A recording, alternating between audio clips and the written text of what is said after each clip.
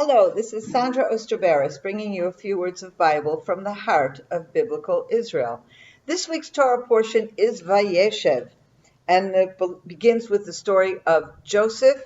And we learn at the very beginning, number one, that Jacob favors Joseph, that he gives him this coat of many colors, and at the same time, that Joseph is a dreamer.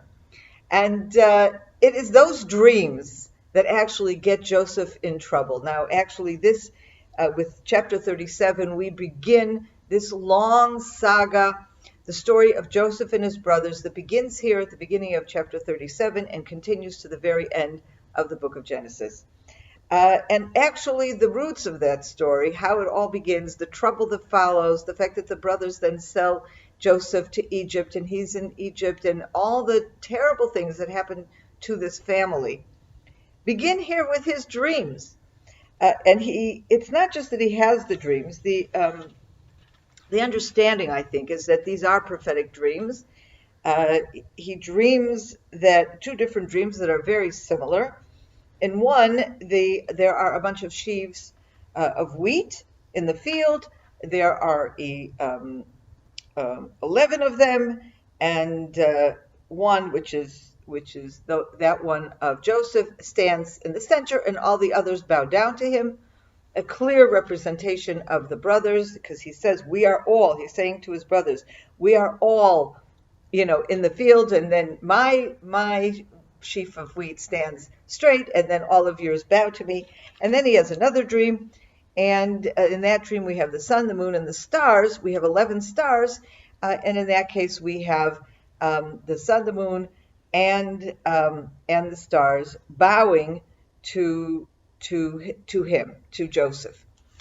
Now, there's no question Joseph becomes a very high-ranking person in Egypt. He becomes second to the king, and indeed, when the brothers come down to Egypt, they bow before him because they don't even know he's Joseph, but they bow before them because of his position in the royal hierarchy of Egypt. And indeed, when his father comes down, I don't know if there's actually, they hug each other, they bow to each other, whatever, but there's certainly this sense that even though Joseph has amazing respect for his father, the father is now coming into a situation where he is dependent upon Joseph, as are the brothers, given Joseph's position in Egypt. So it's clearly a prophetic dream, and it will actually take place in one form or another. The problem here is what Joseph does with these dreams. And I think Joseph makes some serious mistakes here, but Jacob, as the father, makes even more serious mistakes because he's the adult here, and he's the one who really should have known better. It all begins when Jacob gives them this coat of many colors, and already that creates a situation when the brothers realize that their father loves him better, and then already it says, and they hated them, so they hated him, they could not speak a friendly word to him. Against this background, Joseph should have had the sense, when he has these two dreams, showing that he's going to literally reign or lord over his brothers. The last thing they needed to hear was that. But he goes to them in total innocence, I believe in total innocence, and he tells them the dream.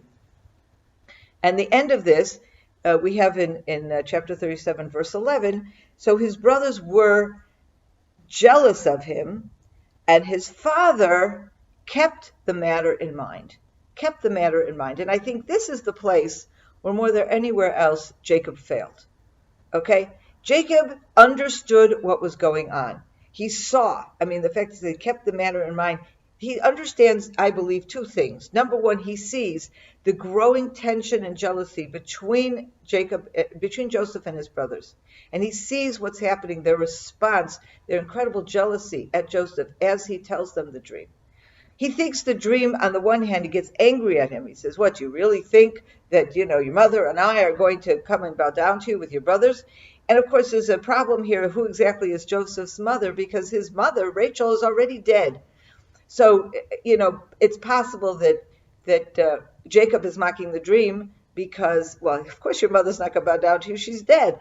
Could also be that in this case, Leah becomes the senior mother of the entire family. So it could be that is what happens, although Leah really doesn't end up in Egypt. So this little part of the dream really never comes true. But it's a minor detail, and I don't think that's an issue. But when it says that his father kept this matter in mind, I think also he understood that there was a prophetic value to these dreams. And so it wasn't just that he was looking and seeing the fact that what's the relationship here between the brothers and how this is deteriorating, but he also kept in mind that there may be something to these dreams, something prophetic that he, as Jacob, needs to pay attention to. I think also there's a certain symbolic moving or transfer of the generations, because Jacob, until now, as the father of this family and the heir to Abraham and Isaac, he's the one who has been receiving direct messages from God. And yet, there's no more messages to Jacob until the very end, when he's already on his way down to Egypt, and God appears to him in the night and says, don't worry, I will be with you as you go down to Egypt. You will be with Joseph, and he will, close your eyes as you die. So there's that word of encouragement. But throughout this entire period, God does not appear at all to Jacob, which of course is why Jacob really never knows what happens to Joseph. He's in a state of blackout, really, of any kind of prophecy or revelation from God. And I think that's also maybe something that Jacob is keeping in mind. If he recognizes the prophetic quality of this dream, he is realizing that God has now moved his prophet from himself to Joseph. And that's also something that he's going to be keeping in mind. But unfortunately, he doesn't do anything about it. And then he sends Joseph to find his brothers, which of course leads to that terrible, tragic sale.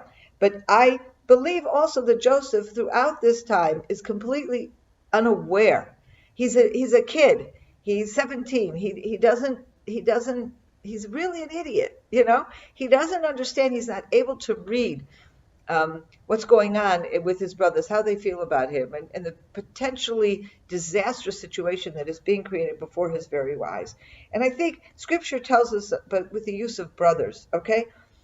All along until now, the Scripture tells us in third person, Joseph and his brothers. But let's see how they each refer to each other. So when Joseph goes up to Shechem, and he's looking for his brothers, he finds somebody, and he says to him, I am seeking my brothers, okay? And it's very clear this is what he's looking for, and this is who he's trying to find, his brothers, and this is how he refers to them. But how do his brothers refer to him? A few verses later, when he already is approaching them and they see him from a distance, what do they see? They say to each other, it says, Vayomru ish el achiv. Now, in the English, it says one to another. And indeed, that is an expression, how you say one to another, ish el achiv. But literally, it means one person to his brothers. So even Scripture is saying this is a band of brothers, okay? And as they're talking and looking ahead and they're seeing Joseph coming, they're talking to each other as brothers. But how do they refer to Joseph? Oh, look, that dreamer is coming. He is no longer their brother. He becomes the dreamer, the man who has brought forward their dreams, who has created so much discord or has deepened the discord between him. And here, of course, you see the seeds of the terrible tragedy that will follow. I think what we are seeing here is Joseph was innocent and he was an idiot.